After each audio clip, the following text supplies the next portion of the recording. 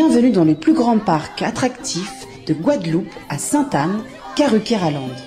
Le parc Karukoko vous accueille pour des moments de détente, de sensations, de confort et de formidables moments conviviaux. Le parc de Karukoko, impasse des Sapotilles, route de Delair à Sainte-Anne. Karukéraland, c'est aussi Karukoko Lodge, des appartements d'exception à proximité du parc. Piscine, jacuzzi, jardin privatif, des espaces accueillants avec une décoration hors du commun. Des moments de détente uniques en Guadeloupe. Réservez dès maintenant votre séjour sans plus attendre. Guadeloupe, actualité.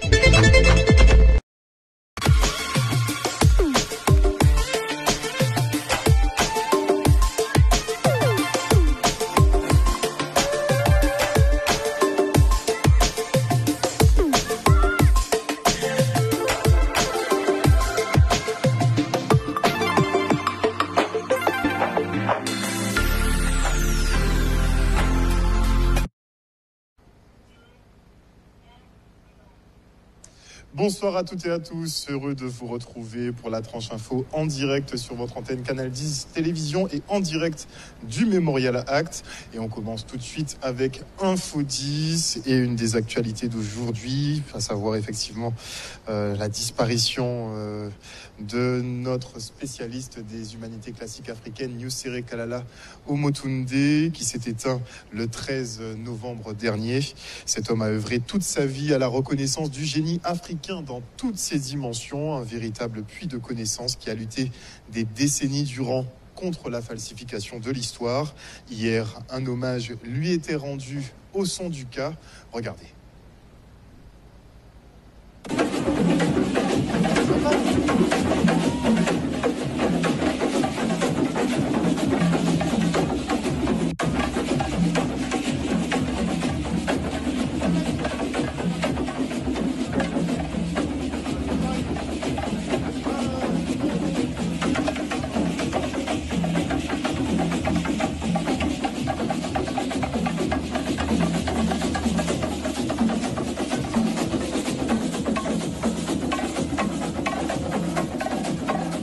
Ce soir, on a voulu rendre hommage à Kalala Omotunde, mais surtout célébrer le génie africain. Parce que tout le monde sait aujourd'hui que grâce à Kalala Omotunde, que le génie africain est plus vivant et plus vivant que jamais en fait. Donc aujourd'hui, si vous voulez que les choses se passent bien, si vous voulez aujourd'hui que les choses continuent d'avancer, c'est continuer à apprendre les humanités classiques africaines. Ce soir, on a voulu lui rendre hommage, comme à travers le coup de tambour que vous entendez à l'intérieur, mais aussi vous aussi vous donner la possibilité de suivre grâce à Canal 10 en direct les hommages qui sont rendus à Kalala Omotunde. Jean-Philippe et moi, on a grandi ensemble. Et donc voilà, c'est à ce titre-là que ce soir, eh bien, je suis auprès de la famille, je représente la famille pour vous remercier déjà de donner une telle dimension à un événement qui pour nous est dur, mais qui est rendu, je ne sais pas, il y a une espèce de solennité dans cet espace.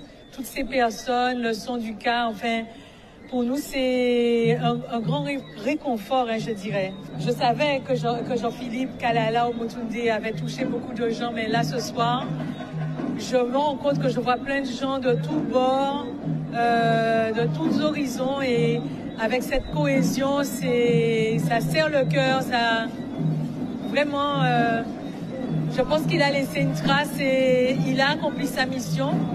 Charge à nous maintenant chacun à notre manière, hein, de garder un petit peu de lui. Mais nous là, pour célébrer Kalala, c'est pas un mort, c'est pas un fin, hein. C'est en célébration, c'est un passage. Donc il a épris nous, de toute façon, il a nous. Et donc, nom Kalala, c'est un homme qui portait en l'eau, la communauté noire, les Kémites. Et donc, c'est un monde qui refait nous, reconnecte avec nous, et puis l'Afrique, à travers les humanités classiques africaines. Donc c'est un homme qui était très important. Plus grande célébration que nous pouvons faire à Kalala Omotunde, c'est de perpétuer le travail là. Mais plus force. Et alors, ça qui est belle, c'est que Kalala s'y met graine tout partout. Ici, met graine Martinique, mais ici, met graine Guadeloupe, ici, met graine Canada, ici, met graine en Afrique. Enfin, nous avons une dimension l'homme là. Et nous avons senti vibration là au soir.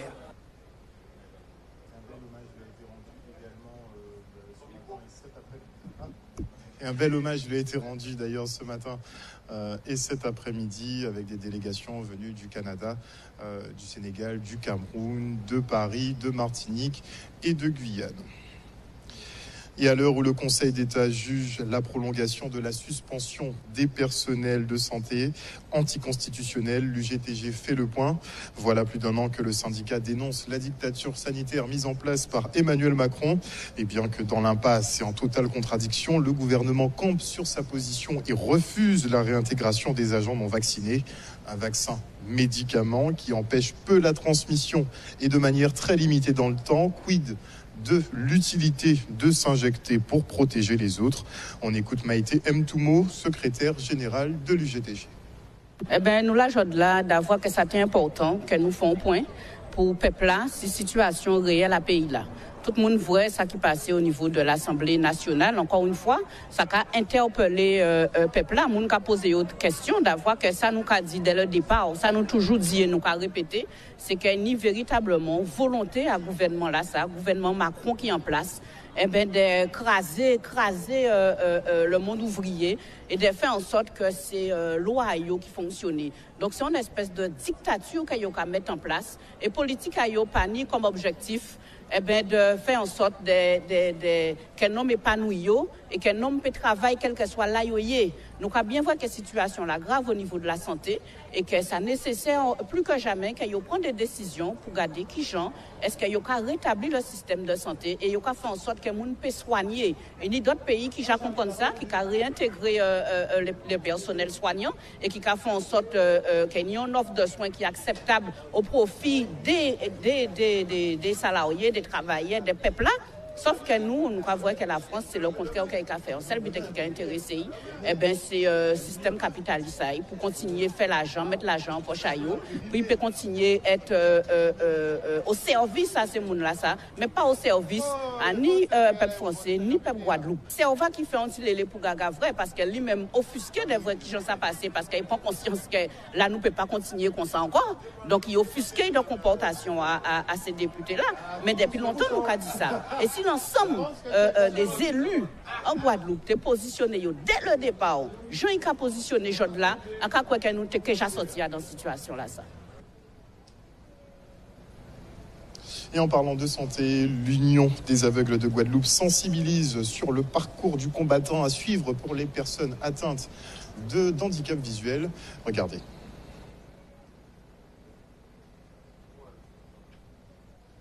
Le projet de l'UDAG, la manifestation s'appelle « La vie sans la vue ». Donc le but de cette manifestation, c'est de montrer, dès la découverte de la maladie par un ophtalmologue, c'est-à-dire une cécité totale ou partielle, le parcours que doit suivre la personne touchée par une pathologie. C'est très important parce que le handicap visuel n'est pas très bien... On ne nous voit pas assez. Donc, d'où le nom de la manifestation, la vie sans la vue, pour montrer que même sans la vue, mais il y a la vie qui continue. Samedi, on a fait une marche de santé. Nous étions encadrés par la police municipale des Abîmes. Nous avons fait notre marche, nous faisons du sport, du handi-danse, du yoga, du cinéma en audio-description. Nous avons notre kiosque informatique également où nous faisons de l'informatique.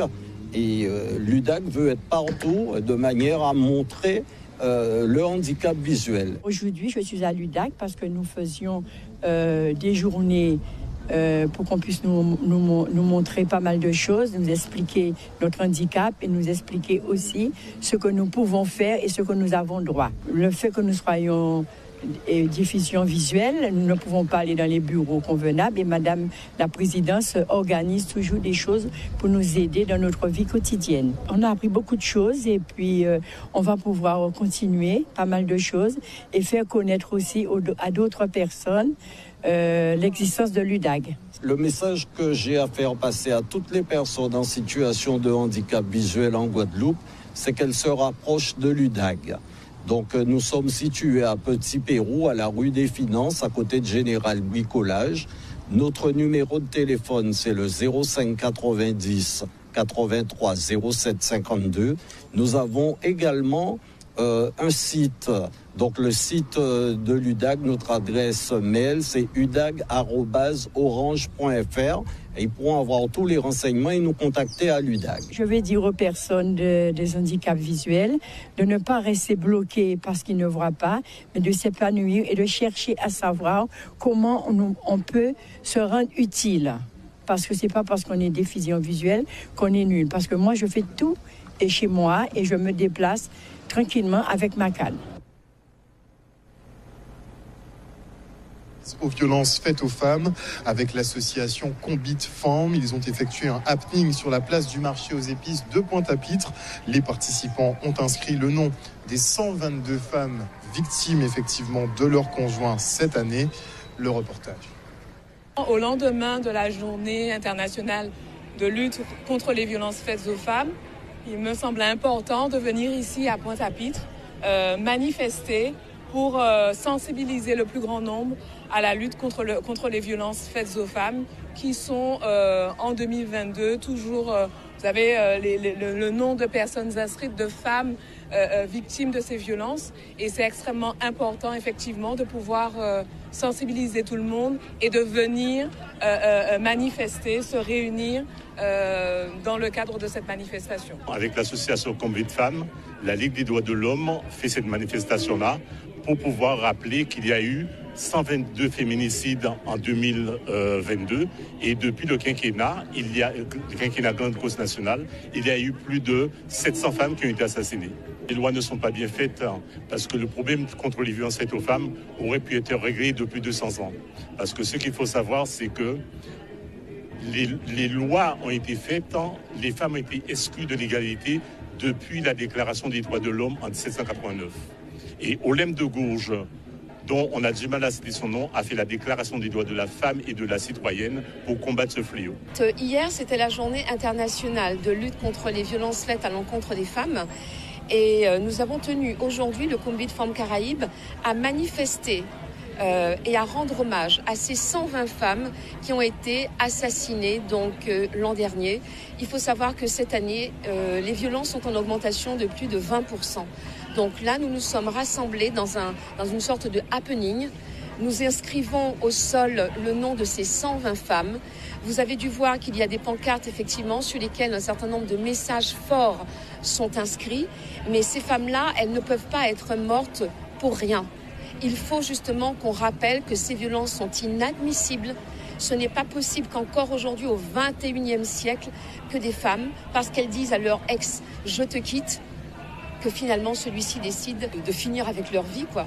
Parce que quand une femme décède, c'est toute une famille qui est impactée. Très souvent, ce sont des femmes qui ont des enfants, ce sont des femmes qui ont des familles. Et en fait, quand un homme tue une femme, il tue toute une famille. Public autour du relogement des habitants du quartier de Bergevin à Pointe-à-Pitre. Après l'Oricisque, ce secteur entrera en phase de démolition-reconstruction dans le cadre de la rénovation urbaine de la ville. Un nouveau mouvement de population que la collectivité souhaite mener dans la sérénité. Elle concerte donc les locataires et propriétaires pour éviter les ruptures trop brutales. Regardez. La même démarche a été faite, une démarche de concertation, mais c'est une démarche pour informer les familles du processus de relogement, puisque nous avons tous compris. La dynamique aujourd'hui, c'est la suivante. Apporter de l'amélioration dans le cadre de vie des familles. Donc ce soir, nous sommes à Bergevin, mais nous avons déjà réalisé sur d'autres programmes. Notamment, vous avez vu la démolition aussi des chantiers. Donc aujourd'hui, on est en train de mettre en place. Donc le président de Cap Excellence a une volonté particulière avec l'ensemble des élus communautaires de vouloir amener un nouveau Pointe-à-Pitre. Et pour ça, il faut qu'on fasse avec la population, de ne pas faire sans elle, parce que c'est elle qui est au cœur du dispositif, c'est elle qui doit s'imprégner de ce dispositif. Donc du coup, on les rencontre et on leur explique ce soir qu'il va y avoir une enquête et chaque famille aura à s'exprimer, à exprimer ses besoins, ses doléances, ses craintes, ses doutes. C'est l'objectif aujourd'hui, c'est de se dire on libère la parole parce qu'ils sont concernés et on va pouvoir justement travailler avec eux pour que nous puissions y arriver. L'enjeu, c'est d'expliquer ce qui va se passer, comment ça va se passer, de répondre aux questions que les gens se posent et de rappeler que c'est pas un moment facile dans la vie des gens, le relogement, parce que il y en a qui vont quitter leur quartier, il y en a qui vont devoir décohabiter, il y en a qui se posent des questions, et juste dire qu'on est là tous ensemble pour répondre à ces questions, pour faire en sorte d'accompagner de la manière la plus humaine et la plus personnalisée possible ce qui va se passer sur ce quartier, pour faire en sorte de construire demain de manière extrêmement douce et respectueuse des individus. Ouais, c'est un quartier où les gens vivent relativement vieux, parce qu'il y avait une certaine qualité de vie, une qualité d'échange et de partage entre les gens. C'est mon alencour, il vit vertical, mais c'est mon alencour qui est là, d'accord? Donc c'est un village, d'accord? Donc ne pas considérer les gens, donc en ne discutant pas avec eux, et simplement en faisant des discussions de techniciens, parce qu'ils sont ingénieurs, etc., c'est insulter en fait la mémoire de qui nous sommes. Non pas nous qui vivons là, nous Guadeloupéens. Parce qu'en fait, les gens qui sont ici, vous voyez les bâtiments, ils sont vétustes, c'est pas les gens qui les ont vétustes, c'est des défauts de respect, d'entretien, de ci, de ça. On n'est pas là pour critiquer ça, parce que les gens ont su vivre, d'accord, dans les situations où ils sont, et aller au-delà. Ce sont ces gens-là qui ont fait les gens qui aujourd'hui sont ingénieurs, sont professeurs, etc. C'est eux surtout qui ont donné honneur, respect, mérite, dignité, marché doit être marié, emploi et travail. Donc ces gens-là, parce que lorsqu'on parle de bouger les gens, donc c'est pas des immeubles, c'est pas comme avant bouger la case, d'accord. Là, il s'agit de bouger complètement la vie des gens. Ce sont des gens qui ont plus de 70 ans pour la plupart, que nous voulons défendre. Ces gens-là, si vous les bougez et qui pètent leur repère, d'accord, vous réduisez leur vie. C'est pas nous qui le disons. Vous pouvez aller consulter les spécialistes pour ça. La communauté d'agglomération Cap Excellence, qui d'ailleurs lance l'opération Je me valorise pour améliorer l'estime de soi des demandeurs d'emploi. Une préparation qui s'avère utile tant dans le milieu professionnel que la sphère privée. Regardez. L'action Je me valorise a pour objectif d'améliorer l'estime de soi, dynamiser l'emploi, favoriser l'insertion sociale, valoriser l'image de soi et libérer la parole de notre public, des personnes qui sont éloignées de l'emploi et qui ont besoin de cette valorisation de soi. L'objectif de ce projet, justement, était de sensibiliser nos jeunes du territoire sur les bons comportements à avoir qui vont leur servir pour dans la vie, à savoir donc des conseils vestimentaires, des conseils sur l'estime de soi. Il faut effectivement inciter les jeunes, notamment les décrocheurs scolaires, ceux qui sont un peu perdus dans la société, leur faire savoir que nous existons et que nous sommes là pour les accompagner, pour leur faire aussi prendre conscience de leur corps, de leur connaissance, de leur personne, et savoir que demain et même plus tard, ils peuvent être des personnes aussi dignes que les autres. En tout cas, nous sommes là sur l'égalité des chances, la non-exclusion de ces publics, et c'est vrai qu'avec cette association solidaire qui existe sur le territoire, nous avons passé avec Cap Excellence une convention justement pour permettre, avec le rectorat et les autres partenaires, d'aller chercher ces publics, avec les contrats locaux de prévention de délinquance, d'aller chercher ces publics pour leur faire, comment je dirais ça, être valorisés. Et c'est la raison pour laquelle je suis très partenaire de cette action. Et on part maintenant pour le premier marché de troc de plantes à Petit-Bourg. L'occasion pour les passionnés d'échanger leurs espèces florales dans une nouvelle ville participante. Et pour les chanceux aussi de récupérer un composteur. Il n'y en avait pas pour tout le monde par contre. Regardez. J'ai découvert des plantes que je ne connaissais pas, des variétés de plantes. Et je trouve que c'est une très belle initiative. Le seul petit bémol, si bémol il y a à dire, c'est que je n'ai pas pu avoir mon composteur, mais bon, je ferai la démarche pour l'année prochaine. Donc je suis venu effectivement depuis la semaine dernière pour pouvoir récupérer un composteur, pour le mettre à mon domicile. Et effectivement, étant donné qu'il y avait un engouement fort la semaine dernière, donc du coup ils ont reporté une autre édition cette semaine. Et donc là ça se passe très bien. Nous sommes au niveau de la salle Loa Flessel, où j'ai récupéré mon composteur et que je vais pouvoir mettre chez moi.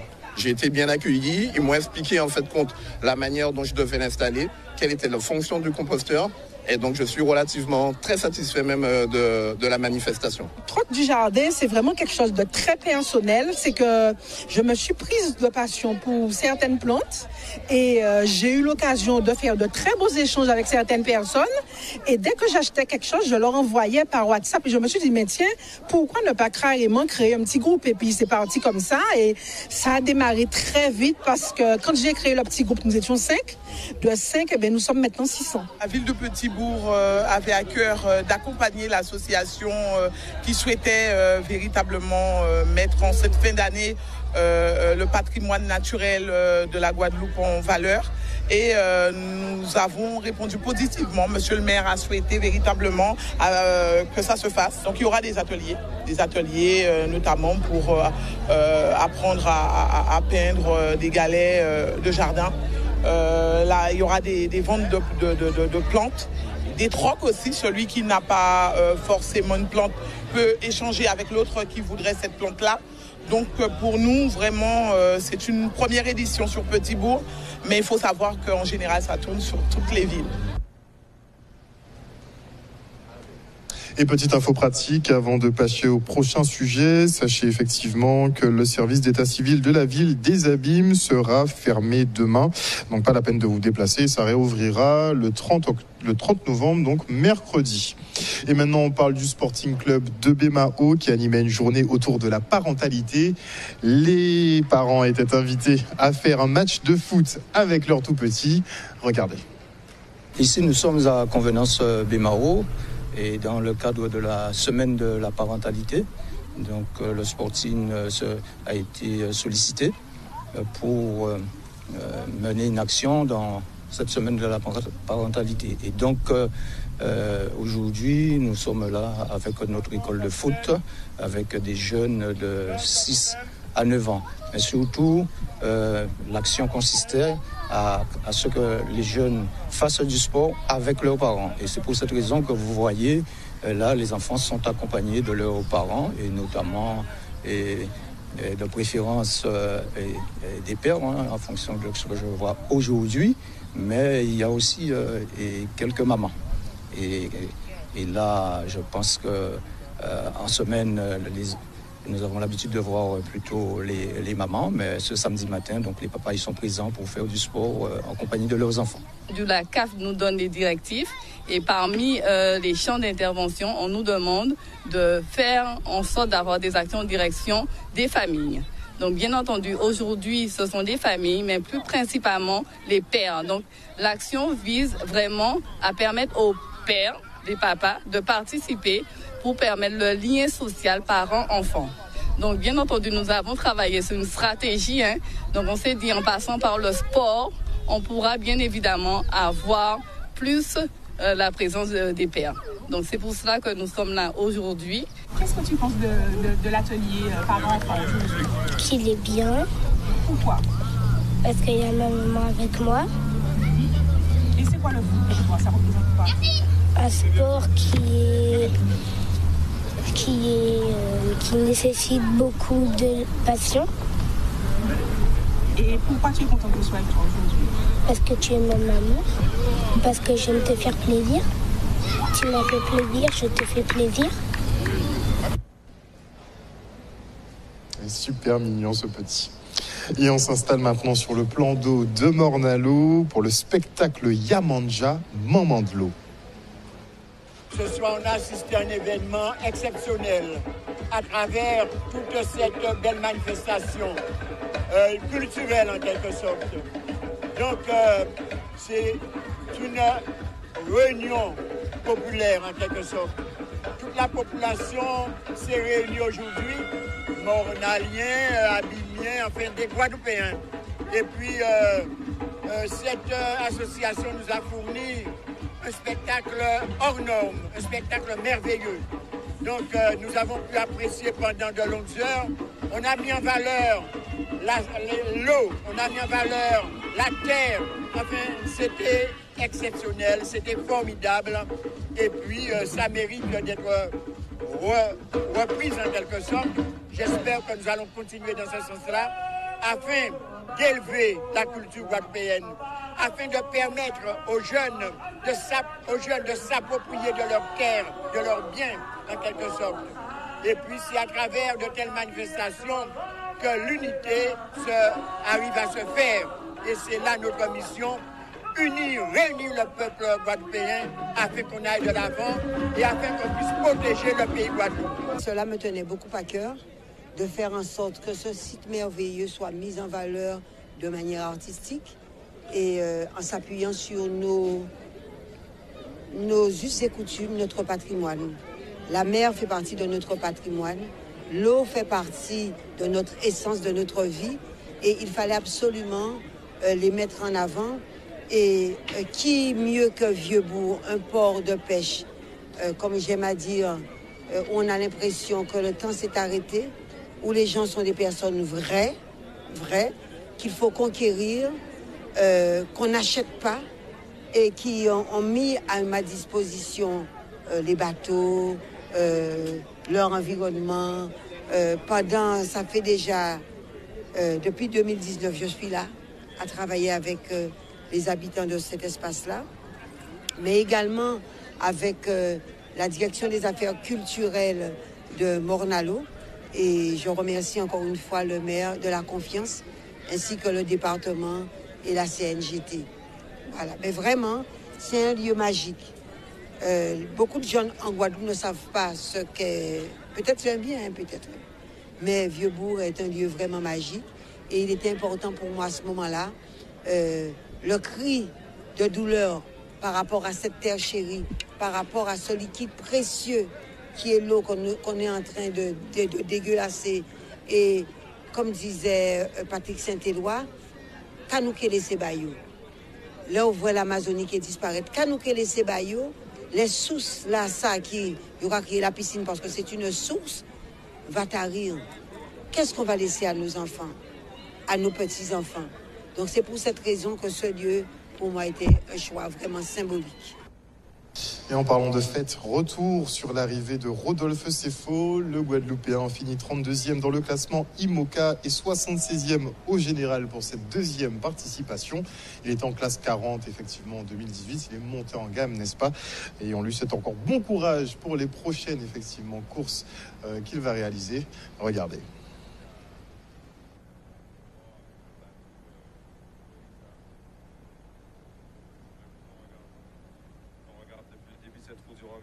On a essayé de mettre une équipe pour pouvoir avoir, pour vous faire vivre en tout cas les choses de la meilleure façon qui soit.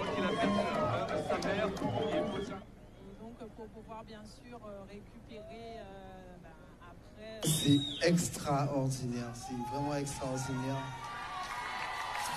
Merci du fond du cœur. Et surtout qu'ils sont restés tard, ils ont veillé, ils sont là. Merci d'être restés. Demain, ils travaillent, mais ils sont là quand même. Merci à vous, vraiment, merci.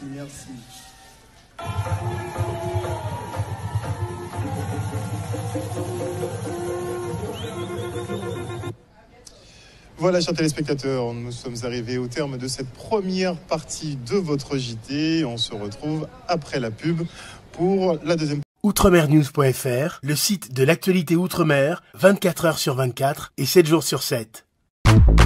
Retrouvez la chaîne Outremer News sur YouTube.